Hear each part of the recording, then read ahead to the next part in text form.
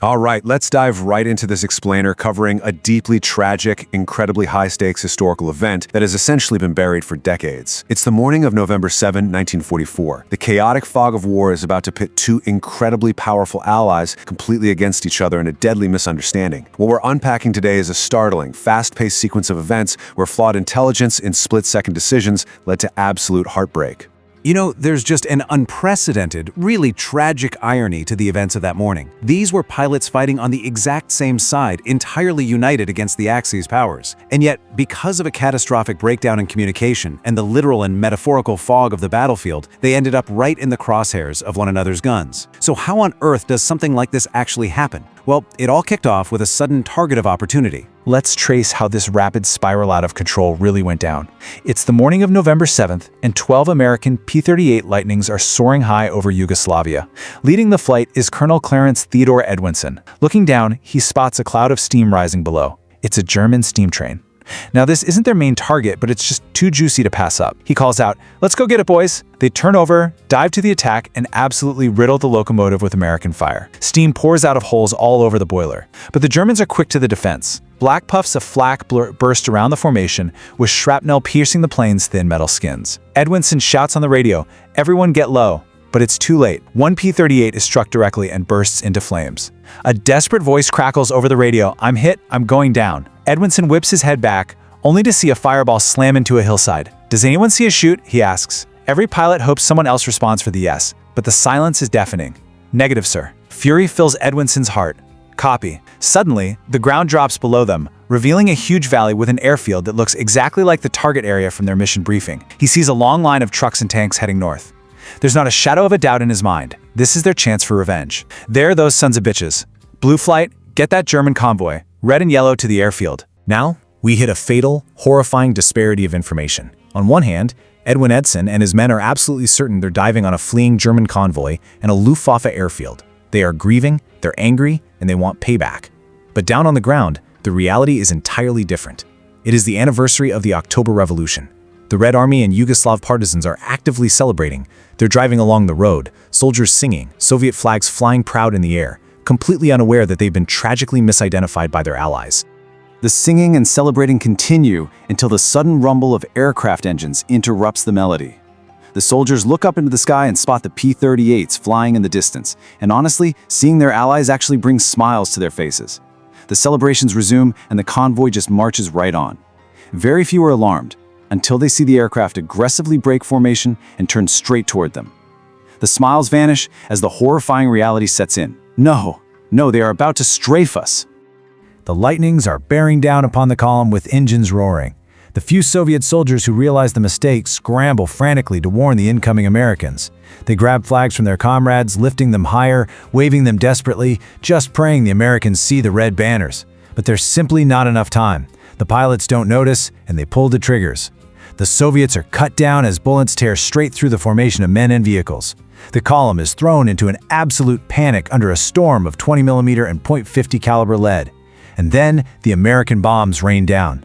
Explosions blast through what remains of the convoy, inflicting completely devastating casualties on Allied troops. Meanwhile, at the nearby airfield, lookouts hear the distant blasts and suddenly see a swarm of aircraft heading straight toward them. "Man the guns!" The alert sounds, and Soviet soldiers rush for the anti-air guns. They roar to life, sending tracers flying up into the sky. Edwinson leads his men down toward what they fully believe to be a Luftwaffe airfield full of Bf-109s. They pour 20mm shells and .50 caliber bullets across the rows of parked aircraft, completely undeterred by the crackle of enemy fire striking their own birds. "Pull up," Edwinson calls. The Lightnings pull out of the dive, but one of them fails to follow. It's Second Lieutenant Eldon Colson. He yanks on the yoke with all his strength, but he's taken severe damage from the Soviet guns. Over the radio, a desperate shout, "She's not coming up!" More impacts strike the Lightning, wings and elevators are ripped to shreds, and the P-38 crashes a kilometer away, exploding with Colson inside.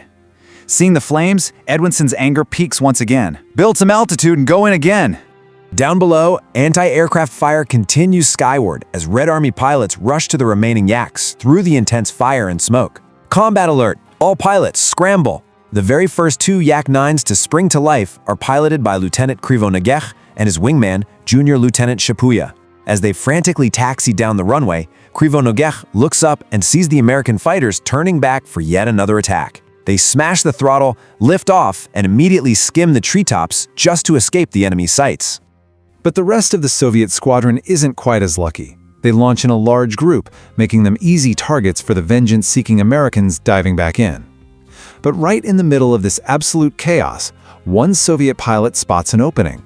In a split second, he pulls his yak upward and fires a burst directly into a diving P-38.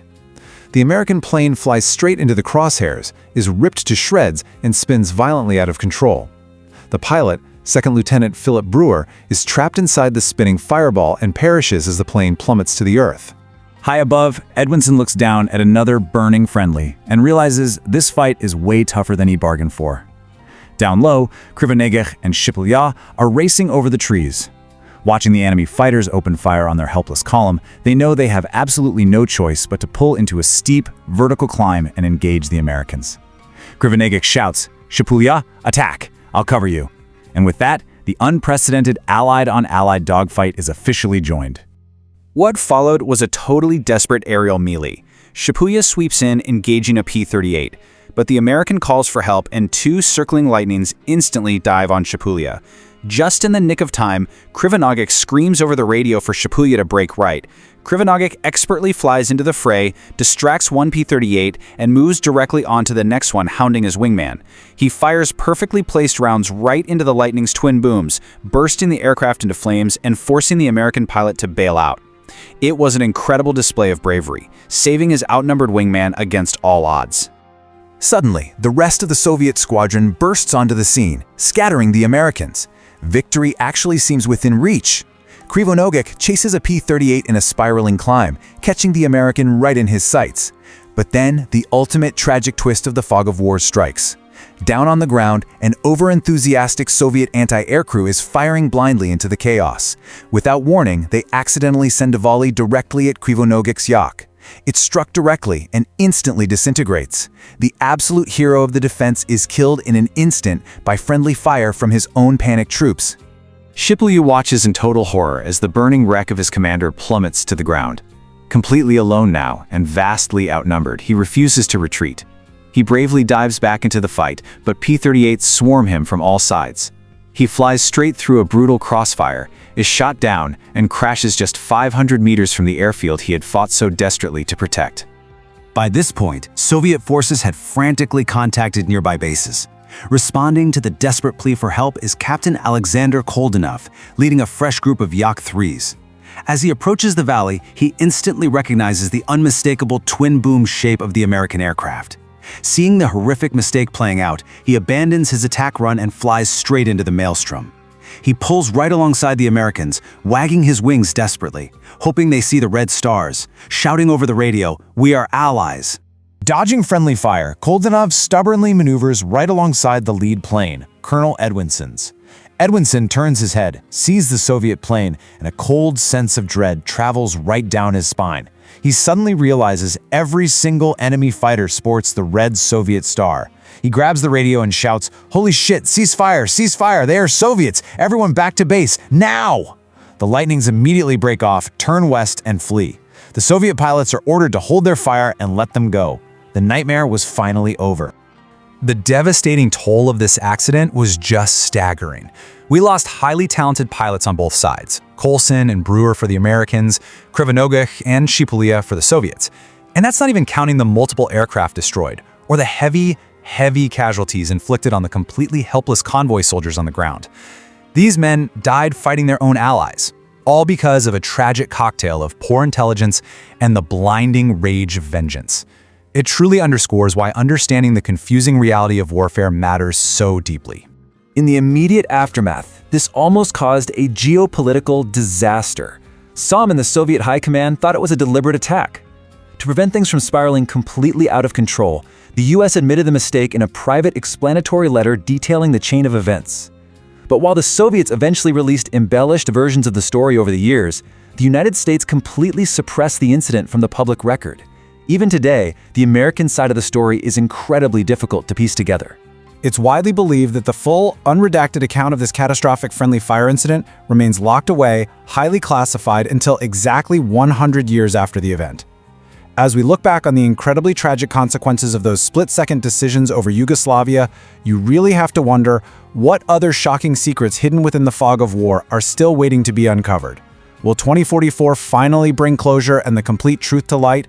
Thank you for exploring this buried history with me today, and keep questioning the history we think we know.